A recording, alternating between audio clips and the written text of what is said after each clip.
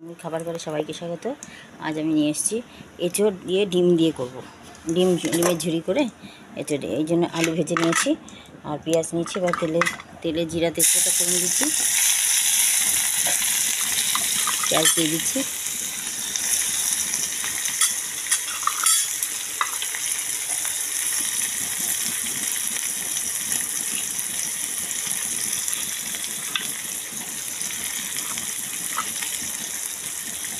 ডিম দিয়ে এঁচোড় দিয়ে খেতে খুব ভালো লাগে, দেখবেন এরকম বানিয়ে খেয়ে। পেঁয়াজ দিয়ে দিলাম তেলে। এবার আমি মশলাটা রেডি করে নিচ্ছি। দেখুন, এর মধ্যে দিচ্ছি হলুদের গুঁড়ো দিচ্ছি, একটু দিয়ে দিই। অল্প নুন দিচ্ছি, এখানে অল্প নুন দিয়ে দিচ্ছি। আর এঁচোড়টা একবার সিটি দিয়ে নিয়েছি একটা। এবার দিয়ে দিচ্ছি লঙ্কার গুঁড়ো, জিরের গুঁড়ো দেবো, জিরের গুঁড়ো,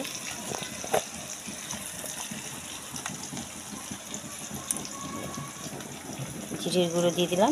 দিয়ে এটা একটা ভেজিয়ে নেবো। লাস্টে একটু নামাবার আগে একটু চিনি দেবো। দেখুন, আমি আগে পেঁয়াজটা ভালো করে ভাজি, তারপরে মশলাটা দেবো।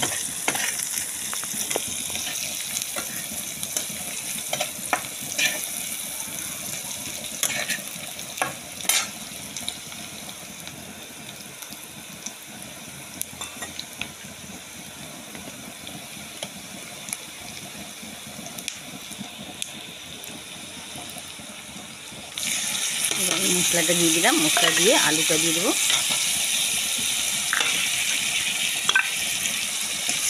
আলু, মশলা, পেঁয়াজ একসাথে কষিয়ে তারপর এঁচোড়টা দেবো। এঁচোড়টা একটু ভাপ দেওয়া আছে, সেদ্ধ আছে অর্ধেক, আর কিছুটা কষানোর মধ্যে আমি এখন দিয়ে দেবো।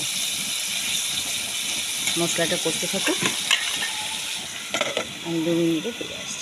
দেখুন বন্ধুরা, ঢাকাটা খুলে নামিয়ে দিলাম। দিয়ে এবারে আমি দেখছি মশলাটা অনেকটা কষানো হয়ে গেছে, এঁচোড়টা অনেকটা সিদ্ধ আছে, সেই জন্য আমি আগে একটু সিদ্ধ করবো না। দেখুন, আজ গ্যাসটা শেষ হলো রান্না করতে করতে। এখন আমি স্টোভ জ্বালিয়েছি, এঁচোড় সেদ্ধ করতে করতে শেষ হয়ে গেল। এবার আমি ভালো করে কষিয়ে তারপর একটু গরম মশলা দেবো, একটু চিনি দেবো, দিয়ে আমি এটাকে নামাবো, ঝোল দেবো। খুব সামান্য গরম মশলা দেবো, গরম মশলা গন্ধ খেতে চান না আমার হাজব্যান্ড। এবার দিয়ে দিচ্ছি অল্প চিনি। দেখুন,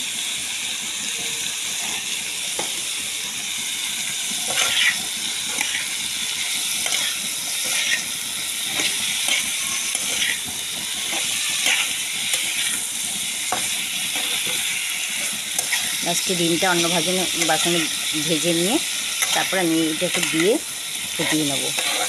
আর তেমন কিছু উপকরণ নেই। দেখবেন আপনারা এইভাবে বানিয়ে খেয়ে খুব ভালো লাগবে, মাছ মাংসের থেকেও ভালো লাগবে এটা। জল দিয়ে দিলাম। জল দিয়ে এবার আমি আরও 5 মিনিট ঢেকে রাখবো। এঁচোড়টা সেদ্ধ হয়ে যাবে আর একটু ভালো করে।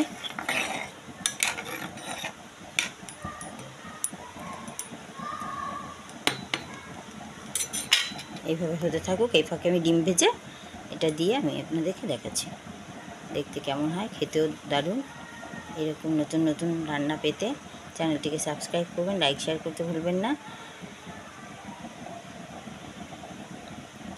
দেখুন বন্ধুরা, আমি ডিমটা ভেজে নিচ্ছি, ভালো করে ঝুড়ো করে নেব। ডিমটা ভাজা হয়ে গেলে এই তরকারির মধ্যে দিয়ে এঁচোড়ের তরকারিতে দিয়ে নামিয়ে দেবো। এটা হচ্ছে ডিম এঁচোড় তৈরি হয়ে যাবে।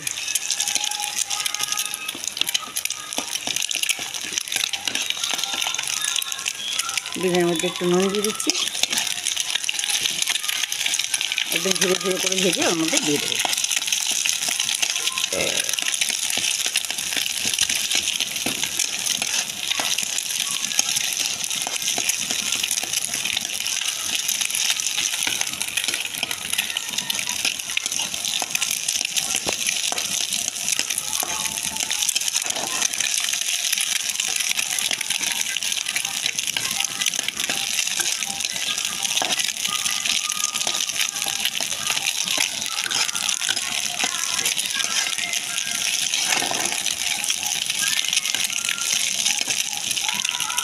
ঢাকাটা নামাই। ঢাকাটা নামিয়ে আমি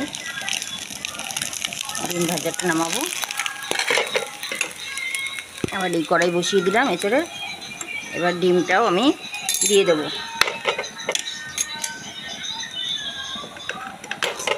দেখুন ডিম ভাজাটা দিয়ে দিলাম।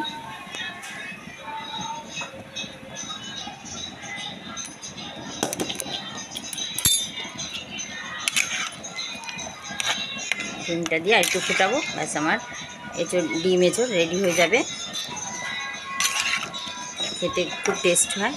আপনারা এইভাবে বানিয়ে খেয়ে দেখবেন আর কমেন্টে আমাকে জানাবেন যে কেমন লাগছে।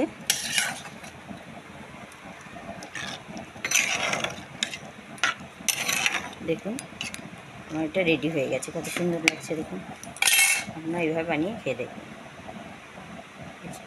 ডিম এঁচড় কমপ্লিট।